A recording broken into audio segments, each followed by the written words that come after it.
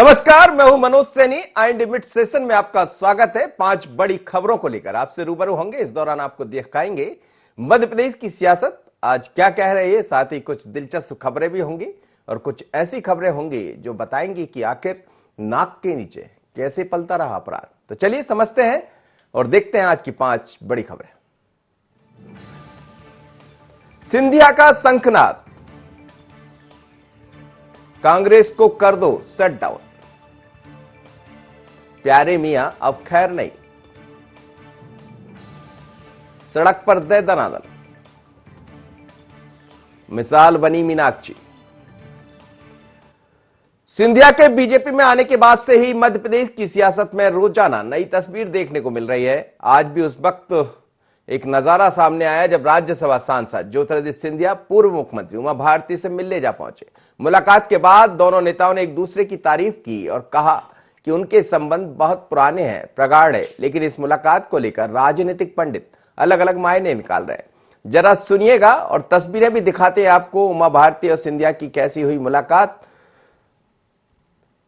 चलिए सुनते हैं दोनों ने क्या कहा। सिंधिया परिवार के सदस्य हूँ। ये नीचे करना तो क्योंकि अम्मा मुझे 8 साल की उम्र में राजमाता सिंधिया ज्योतिरादित्य की जो दादी थी, तो जब मैं 8 साल की थी तब से उन्होंने मुझे अपने तो देख रहा ना कैसे ही रखा। तो मैं ज्योतिरादित्य जी को तब से जानती हूँ जब हम पैदा ही हुए थे, बालक थे। तो मेरे लिए उनका ये संबंध है ना, ये हमेशा रहा है। जब यहाँ कांग्रेस की सरकार थी तब, जब यहाँ भाजपा की सरकार थी तब, जब केंद्र में कांग्रेस की सरकार थी तब। अभी वो कोरोना से पीड़ित हो गए थे तो भोपाल कम आ पाए ना, तो उनकी तो शुरू से इच्छा थी मेरे पास थोड़ी देर आने की। चुनाव को लेकर आपने उनको मैं उनके लिए बहुत भयानक वाला आशीर्वाद है, प्रचंड मेरा आशीर्वाद है। उनका नाम ही ज्योतिरादित्य है, वो जगमगाएंगे ज्योतिरादित्य की तरह। ज्योतिरादित्य यानी आदित्य की ज्योति, यही ज्योतिरादित्य के नाम का अर्थ होता है। जगमगाएंगे, मध्य प्रदेश में जगमगाएंगे, पूरे देश में जगमगाएंगे। श्रद्धेय उमा भारती जी के साथ मेरा एक पारिवारिक संबंध सदैव रहा है और आज भाजपा में प्रवेश लेने के बाद मेरा दायित्व बनता है कि मैं उनका आशीर्वाद लूं। पिछले बार जब मैं भोपाल आया था तो बहुत ही व्यस्ततम कार्यक्रम रहे थे, इसलिए इस बार भोपाल आते ही मैं इनके निवास पे पहुंचा हूं इनका आशीर्वाद लेने के लिए। और सदैव उमा भारती जी ने, चाहे मेरी दादी हो, मेरे पूज्य पिताजी हों, सदैव वे साथ रहे हैं और आज उनका आशीर्वाद मुझे प्राप्त हुआ है तो मैं अपने आप को सौभाग्यशाली। चलिए, तो ये दोनों के बयान हैं और राजनीति में कब क्या बदल जाए। ये तस्वीरें देखिएगा, दिलचस्प तस्वीरें हैं। जब सिंधिया पहुंचे तो उनका फूलों से स्वागत किया, उन पर फूल अर्पित किए उमा भारती जी ने। और वैसे भी वो तो आध्यात्मिक है, संत है, तो फिर उसी तरह क्या उनके यहाँ स्वागत सत्कार भी हुआ।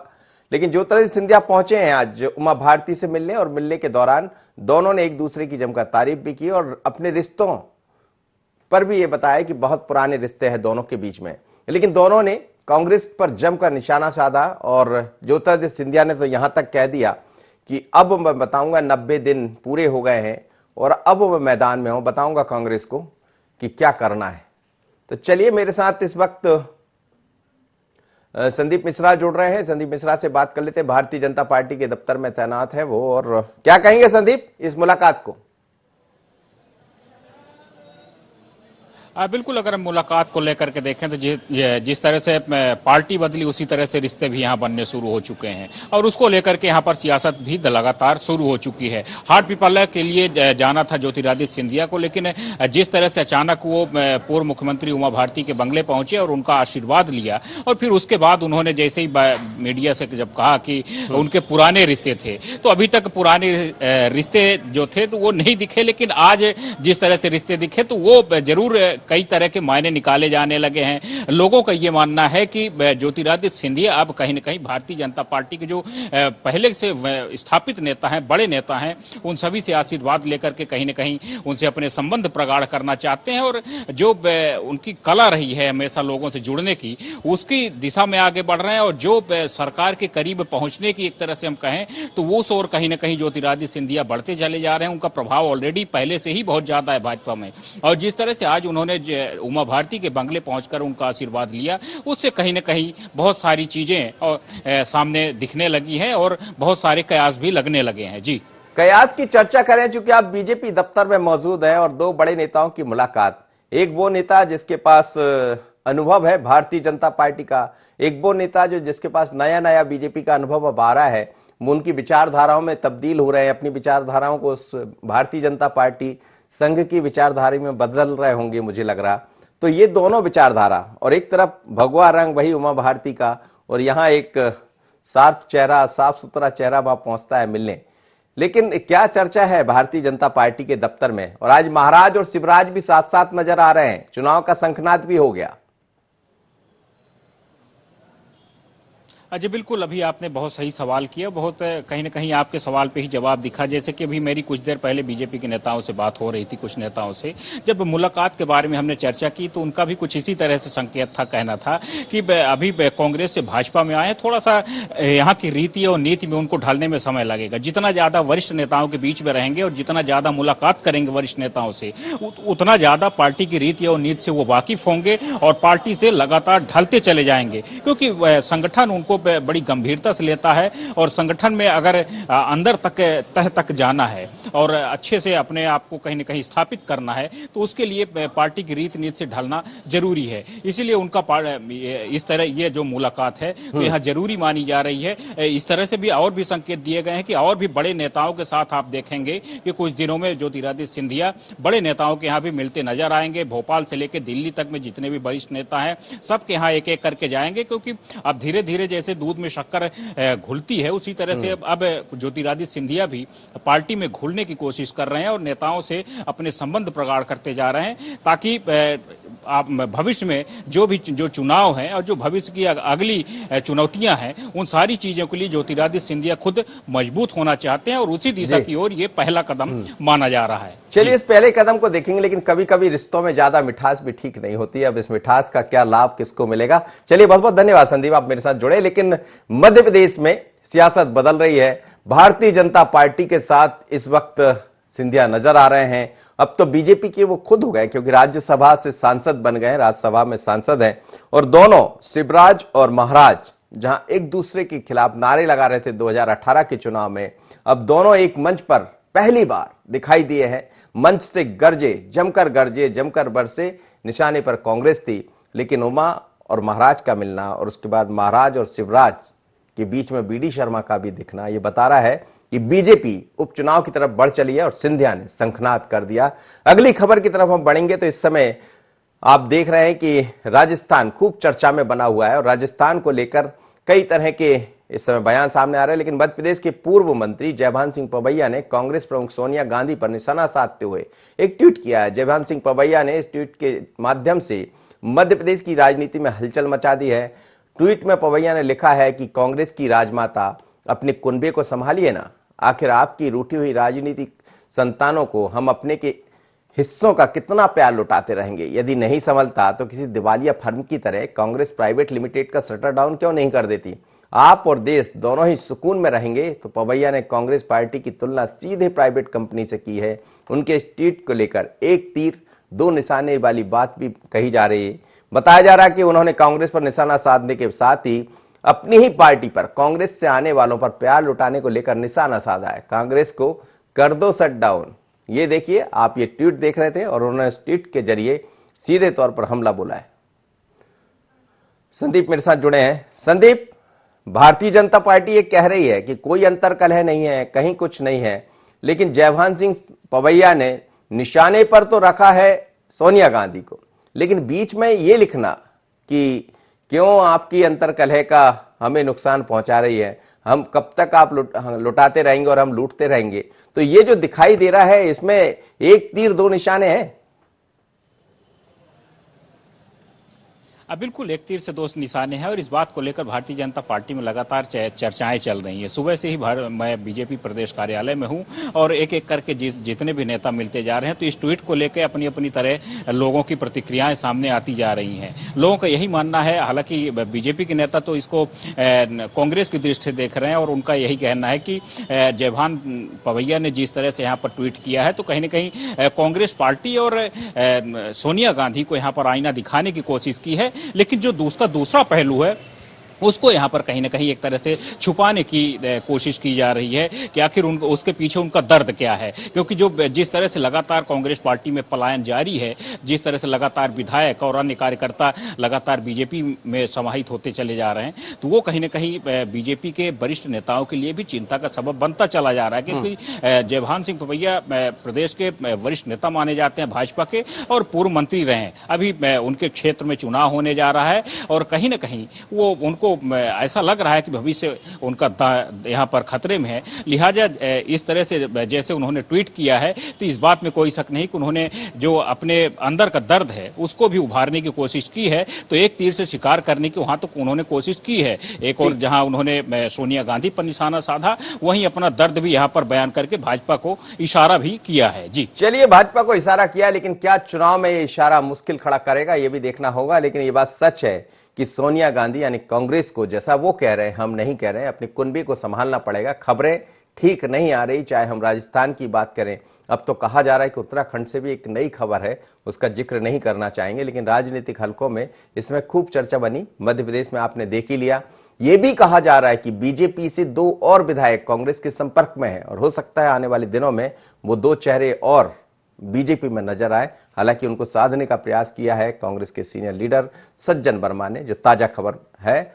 और चलिए अगली खबर की तरफ हम बढ़ेंगे और ये खबर वही है, प्यारे मियां की अब खैर नहीं। राजधानी भोपाल के रातीगढ़ थाना क्षेत्र में जन्मदिन की पार्टी में नाबालिग लड़कियों के साथ यौन शोषण करने का मामला थमने का नाम नहीं ले रहा है। जहां एक तरफ सीएम शिवराज ने मामले को गंभीरता से लेते हुए पुलिस अधिकारियों को मुख्य आरोपी प्यारे मियां के खिलाफ सख्त कार्रवाई करने के निर्देश दिए जाने के बाद से पुलिस अधिकारी एक्शन में हैं और भोपाल स्थित श्यामला हिल्स में प्यारे मियां की प्रॉपर्टी आंसर अपार्टमेंट को जमींदोज करने की कार्रवाई की गई है। इसके अलावा हम देखें तो देर रात आष्टा में दबिश दी। इस दौरान कहा जा रहा है कि प्यारे मियां वहां मौजूद था लेकिन भागने में सफल हो गया। आष्टा पुलिस की मदद से किला क्षेत्र से 3 युवकों को पकड़ा है। यहां से प्यारे मियां की एक कार भी मिली है जिसे कब्रिस्तान में छिपा कर रखा गया था। पकड़े गए युवकों में से एक प्यारे मियां का ड्राइवर है। वहीं अब सूत्रों के हवाले से एक बड़ी खबर भी सामने आई है कि यहां कार्रवाई से बचने के लिए प्यारे मियां के रातीगढ़ टीआई को 1 करोड़ राशि देने की चर्चा है। लेकिन ऐसा भी कहा जा रहा है कि जहां प्यारे मियां रहते थे वहीं टीआई साहब भी रहते थे, ऐसी भी चर्चा है। तो चर्चा कई तरह की है, क्योंकि इतने दिनों तक एक अपराधी प्यारे मियां अपराध को अंजाम देते रहा, पत्रकारिता की आड़ में अंजाम देता रहा और अफसरों को नजर ना लगे। और आप जरा देखिएगा, ये हमारे संवाददाता ने जानकारी ली है, जब उसके एक फ्लैट में पहुंचे तो वहां अय्यासी का क्या आलम रहा होगा। इन तस्वीरों को देखकर समझिएगा और समझ आएगा जो अफसर आज कार्रवाई कर रहे हैं उनकी इतने दिनों में क्या भूमिका रही होगी। निश्चित रूप से सवाल बड़ा है, देखिए। नाबालिग लड़कियों से यौन शोषण के आरोप में फरार चल रहा है प्यारे मियां के श्यामला स्थित फ्लैट में फिलहाल पुलिस पहुंची है और देख सकते हैं आपके ताला तोड़कर यहां पर पहुंची है। जिस तरह से लगातार जो संपत्ति है उसकी सूची बनाकर प्रशासन की तरफ से कार्रवाई देखने को मिल रही है और आप देख सकते हैं कि किस तरह से यहाँ पर ये शराब की बोतलें यहाँ पर कितनी संख्या में, ज़्यादा संख्या में रखी हुई हैं। जिस तरह से यौन शोषण के आरोप में लगातार फरार चल रहा है। 30,000 का इनाम भी भोपाल पुलिस ने प्यारे मियां पर रखा है, लेकिन अब तक उनकी गिरफ्तारी नहीं हुई है। जिस तरह से एक छोटा सा डांस बार यहाँ पर बना के रखा हुआ है फ्लैट के अंदर, देख सकते हैं कि किस तरह से आप देख सकते हैं कि शराब की बोतलें हर तरफ देखने को मिल रही हैं। पुलिस की तरफ से लगातार कार्रवाई भी की जा रही है। जिस तरह से पुराने शहर स्थित गिन्नौरी पर अवैध शादी हाल को तोड़ने की कार्रवाई की गई थी, वहां पर एक 3 मंजिला बिल्डिंग है उसको भी तोड़ा गया है। और ये अंशल अपार्टमेंट है भोपाल के शामली स्थित। आप देख सकते हैं बिल्कुल किस तरह से ये पूरा फ्लैट में जो डांस बार यहाँ पर बना के रखा था, महफिल यहाँ पर सजती थी। जिस तरह से आप देख सकते हैं, कहा जाता है कि जो नाबालिग लड़कियां हैं या युवतियां, उनको ही बुलाकर यहाँ पर डांस कराया जाता था और उनके साथ जिस तरह से अवैध संबंध बनाए जाते थे। देख सकते हैं कितनी संख्या में, जिस तरह से आबकारी एक्ट की यहाँ पर बात किया तो कोई भी अपने घर में इतनी संख्या में जो शराब की बोतलें हैं वो नहीं रख सकता है। आप अंदर भी हम यहाँ पर दिखाना चाहेंगे कि और किस तरह की स्थिति है यहाँ पर जो फ्लैट है। फिलहाल पुलिस तफ्तीश कर रही है फ्लैट का, पहुंची है यहाँ पर। देख सकते हैं कि आप जिस तरह से लगातार कार्रवाई की जा रही है। आस्था में भी जिस तरह से 3 युवकों को गिरफ्तार किया है। कहा जा रहा है कि उन युवकों द्वारा जिस तरह से उनको पनाह दी गई थी और भोपाल उनको लाया गया है। फिलहाल फ्लैट में पुलिस पहुंची है और जिस तरह से कार्रवाई यहाँ पर देखने को मिल रही है। पुलिस के अधिकारी उनसे भी यहाँ पर बातचीत करते हैं। क्या सूचना आप लोग को यहाँ मिली थी और अभी आप लोग ये तफ्तीश करने यहाँ पर पहुंचे? यहाँ पे जैसा कि आपको विदित है, प्यारे मियाँ का ये मकान है, उनकी बीवी के नाम से ये मकान है और उनके लड़के के नाम से मकान है। यहाँ पे इन्वेस्टिगेशन के दौरान हम लोग यहाँ पे आए थे। अभी आपके सामने जो नगर निगम की कार्रवाई चल रही थी अतिक्रमण की तोड़ने की, वो कार्रवाई करने के बाद यहाँ पे तलाशी के लिए हम यहाँ पे ऊपर आए थे। जैसा कि आपको विदित है, आपके सामने हमने ये ताला चाबी बनाने वाले को बुलवाया था, उसके जरिए चाबी बनवाई गई। चाबी बना के उसने जब ताले यहाँ घर में अंदर एंटर हुए हैं तो बहुत सारी शराब की बोतलें और एक ये छोटा डांस बार टाइप का यहाँ पे दिखा हुआ है, बना हुआ है। इसके ऊपर जो भी वैधानिक कार्रवाई होगी वो कार्रवाई की जाएगी। अवैध निर्माण पर को भी तोड़ने की कार्रवाई भी नीचे देखने को मिल रही है, की जा रही है। हाँ, वो प्रशासन के द्वारा कार्रवाई वो चली रही है पहले से ही। उनके जो भी जितने भी अवैध निर्माण है वहाँ पे तोड़े जा रहे हैं। बिल्कुल, देखिए रसूखदार के भी नाम जिस तरह से पूरे मामले में सामने आ रहे थे और एक महफिल यहाँ पर एक सजाई जाती हुई, क्योंकि जिस तरह से पूरे रूम का अगर डेकोरेट की यहाँ पर बात किया तो काफी संख्या में शराब की बोतलें यहाँ पर रखी हुई हैं। और फिलहाल पुलिस का दावा है कि जल्द से जल्द जो प्यारे मियाँ हैं आरोपी, उनको गिरफ्तार कर लिया जाएगा। 30,000 का इनाम भी उन पर घोषित है। इसके अलावा प्रशासन की बात किया तो उनके अवैध जो संपत्ति है उसकी सूची तैयार है और एक एक कर उनके खिलाफ कार्रवाई की जा रही है। कैमरा पर्सन फिरोज के साथ शोएब खान, i24 भोपाल। चलिए, तो प्यारे मियाँ की अब खैर नहीं है और जिस तरह से आप देख रहे थे अय्यासी का अड्डा बना रखा था अंसल फ्लैट जहां है। लेकिन मजेदार बात यह है और ये निश्चित रूप से आंख खोलने वाली बात है कि ये वही श्यामला हिल्स है जहां कौन नहीं रहता, किस किस के नाम का जिक्र करें। ये वही श्यामला हिल्स है जहां अफसर गुजरते हैं, जहां से मंत्री गुजरते हैं, लेकिन बावजूद इसके पुलिस को खबर नहीं होती। खबर होगी कैसे? क्योंकि जो चल रहा था वो आज से नहीं चल रहा होगा, वो तो कई दिनों से चल रहा होगा। आपने सुना होगा कि जब पहले के दौर में मुजरे हुआ करते थे, अब मुजरे तो नहीं लेकिन डांस पार्टी हुआ करती थी। लेकिन जब वहां की तस्वीरें हमारे संवाददाता शोएब दिखा रहे थे तो आप उनको देखकर समझ रहे होंगे कि किस तरह यहाँ कितनी ऐसी लड़कियां होंगी जिसकी चीखें गूंज रही होंगी। लेकिन क्या ये चीखों की आवाज अब सरकार समझ बैठी है और शायद इसीलिए प्यारे मियाँ मुश्किल में। शोएब, क्या कहेंगे? 30,000 का इनाम घोषित है, आष्टा से भाग गया, जो अब तक अपने आप को कथित तौर पर पत्रकार बताता था, सरकारी मकान भी इसको दे दिया गया था। आप देखिए, जनसंपर्क का कार्ड भी अधिमान्यता वाला बन गया था। और उसके बाद जब इतनी बड़ी अय्यासी का ये जो अड्डा बना रखा था, ये हम नहीं कह रहे, तस्वीरें माया कर रही है, तो किस किस की मिली भगत इतने दिनों से रही होगी इसमें, ये बड़ा सवाल है। बिल्कुल, देखिए हर रोज नई परतें खुलकर सामने आ रही है मनोज जी। और जिस तरह से आज भोपाल के शामली स्थित जो अंशल अपार्टमेंट है, जो फ्लैट में आज पुलिस ने ताला तोड़कर वहां पर तलाशी ली, तो इस तरह का नजारा देखने को मिला। जिस तरह से पहले से ही आरोप लगाए जा रहे थे कि घर के अंदर डांस बार है, यहाँ पर युवतियों और लड़कियों को, नाबालिग जो बच्ची हैं उनको बुलाकर डांस कराया जाता है, उनके साथ अवैध संबंध बनाए जाते हैं। इसके अलावा अन्य जो रसूखदार हैं वो भी इस महफिल में शामिल होते थे। फिलहाल इस पूरे मामले की जांच की जा रही है। अब तक जो आरोपी है प्यारे मियाँ, उनकी गिरफ्तारी नहीं हुई है। कल भी उन पर जो इनाम था उसकी राशि बढ़ा दी है, 10,000 से 30,000 की राशि कर दी है। एक एक कर उनकी जो संपत्ति है वो उस पर कार्रवाई देखने को मिल रही है। अंचल अपार्टमेंट की बात किया तो उसको भी तोड़ने की कार्रवाई की गई है। जिस तरह से सीएम शिवराज सिंह चौहान ने सख्त कार्रवाई करने के निर्देश दिए, उसके बाद से जो प्रशासन है एक्शन मोड पर नजर आ रहा है। और इंदौर में भी कल जिस तरह से पुलिस ने दबिश दी थी, लेकिन वहां पर खाली हाथ रहा है। आस्था की बात किया तो आस्था में देर रात एक कार बरामद हुई है, जिससे वो प्यारे मियां जो आरोपी हैं वो फरार हुए थे। 3 युवकों को गिरफ्तार किया है। जिस तरह से कहा जा रहा है उन युवकों ने आस्था में उनको घर में पनाह दी थी, और उसके बाद लगातार एक एक कर जिस तरह से जो सूची बनाई गई है संपत्ति को, उसको धराशायी करने की कार्रवाई प्रशासन की तरफ से चल रही है। चलिए, बहुत बहुत धन्यवाद शोएब आपका।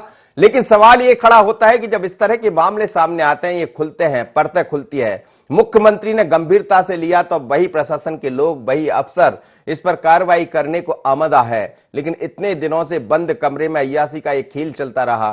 कई तरह ऐसे तो कहा जा रहा है कि कुछ अलग से फार्म हाउस है, वहां भी बहुत कुछ चला करता था, लेकिन अब नजर टेढ़ी हो गई, और टेढ़ी इसलिए हो गई कि घड़ा भर चुका है और अब फूटने की बारी भी है और फूटने भी लगा है। अगली खबर की तरफ हम बढ़ेंगे। मंचलों को सबक सिखाने के मामले में नए नए सामने आते रहते हैं, लेकिन इस बार जो तस्वीर है जिसमें एक आशिक की निकाल दी गई आशिकी, ये मामला है सागर जिले से निकलकर सामने आ रहा है। यहां लड़की को छेड़ने पर परिजनों के एक मंचले ने जमकर धुनाई की है। इस वीडियो के वायरल होने के बाद मीडिया में खूब चर्चा का विषय बना हुआ है, और आप देखिए कि ये जो वीडियो सामने आया इसमें जमकर धुना है एक मनचले को। इसको किस तरह लड़कियां मार रही, पहले आप देख लीजिए तस्वीरें।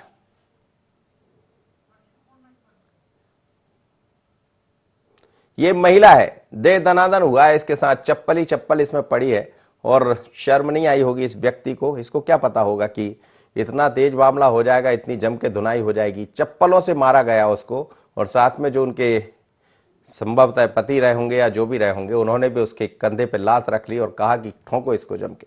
और जब ऐसे आप कोई करता है तो उसकी यही हाल होते हैं। बच्चों, ऐसी चीजों से कुछ मंचलों को समझ लेना चाहिए ऐसे वीडियो को देखकर कि ये हाल भी हो सकते हैं आपके। हर्षित जुड़ रहे, हर्षित क्या कहेंगे, कहाँ है, उसको गिरफ्तार किया गया और कौन था ये व्यक्ति?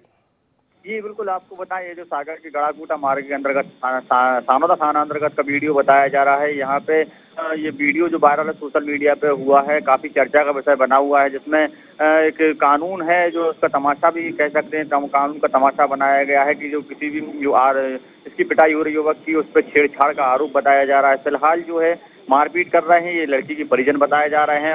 आरोपी कौन है इसकी जांच तो अभी की जा रही है, कि गिरफ्तार करना है जो जिन लोगों ने मारपीट की है, और जो युवक है उसकी भी जांच शुरू कर दी गई वीडियो के आधार पर। लेकिन फिलहाल जो है ये कानून को तमाशा बनाया गया कि अगर छेड़छाड़ भी हुई थी तो परिजनों को पुलिस से शिकायत करना थी, थाने पहुंचाया जाना था। लेकिन इस तरह की कोई घटना सामने नहीं आई, खुद ही फैसला करने के मूड में जो परिजन सामने आए, ये तस्वीरें बयां कर दी। चलिए, बहुत बहुत धन्यवाद हर्षित। समझ सकते हैं जब स्थितियां उनके साथ रोड पर गुजर रही होगी तो मुकदमा दर्ज कराने कहां जाएगी। लेकिन हम भी ये कहते हैं कि कानून अपने हाथ पे मत लीजिए। जैसा हम शराब की वो जगह दिखा रहे थे, कई तरह की शराब थी, शराब पीने से बचिए। ऐसी खबरों को जब हम सामने लाते हैं तो आपसे बार बार ये कहते हैं कि शराब पीना सेहत के लिए अच्छा नहीं है, ध्यान रखिएगा। आज हम बात अब एक और कर लेते, बड़ी अच्छी खबर है, मिसाल बनी है नीमच की मीनाक्षी। नीमच जिले के अठाना की, जहां मधुमक्खी पालन का काम करने वाली मीनाक्षी धाकड़ ने महिलाओं के लिए एक मिसाल कायम की है, जिसमें अपनी मेहनत और लगन से मधुमक्खी पालन का काम शुरू किया। मीनाक्षी ने दिल्ली में वीजा काउंसलर की नौकरी छोड़कर मधुमक्खी पालन का काम 50 बाग के साथ शुरुआत की थी। प्रधानमंत्री नरेंद्र मोदी के आत्मनिर्भर भारत की बात को कारगर साबित कर रही है मीनाक्षी। देखिए तस्वीरें, ये मीनाक्षी है जिन्होंने वहां पर मधुमक्खी पालन का काम शुरू किया है और इस समय काफी सक्सेस है, ऐसा कहा जा रहा है। दिल्ली में नौकरी छोड़कर यहां आ गई और धीरे धीरे कर इस काम में ढलने लगी। चलिए, हमारे साथ हमारे संवाददाता जुड़ रहे हैं, उनसे समझ लेते हैं। हरीश, क्या कहेंगे, ये कब से कर रही हैं मैडम काम मीनाक्षी ऐसा, और कितने लोग इससे सबक ले रहे हैं?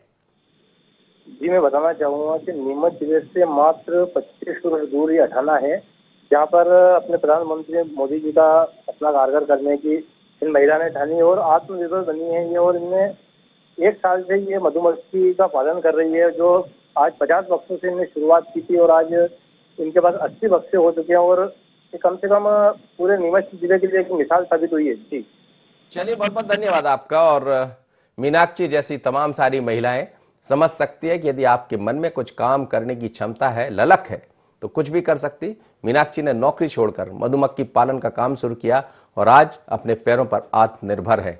तमाम सारी महिलाओं के लिए मिसाल बनी है। तो मिड सेशन में इसी तरह की 5 बड़ी खबरों को लेकर हम आपसे मिलते हैं, बताते हैं कि सियासत क्या कह रही है, सियासत में किस तरह के रंग बदल रहे हैं, साथ ही ये भी बताते हैं कि कहां दनादन कर दिया जाता है यदि किसी को छेड़ते हैं। लेकिन एक खबर और दिखाई आपको प्यारे मियां की, खैर नहीं तो समझ जाइए शराब पीना स्वास्थ्य के लिए हानिप्रद है, मत पिया करिए।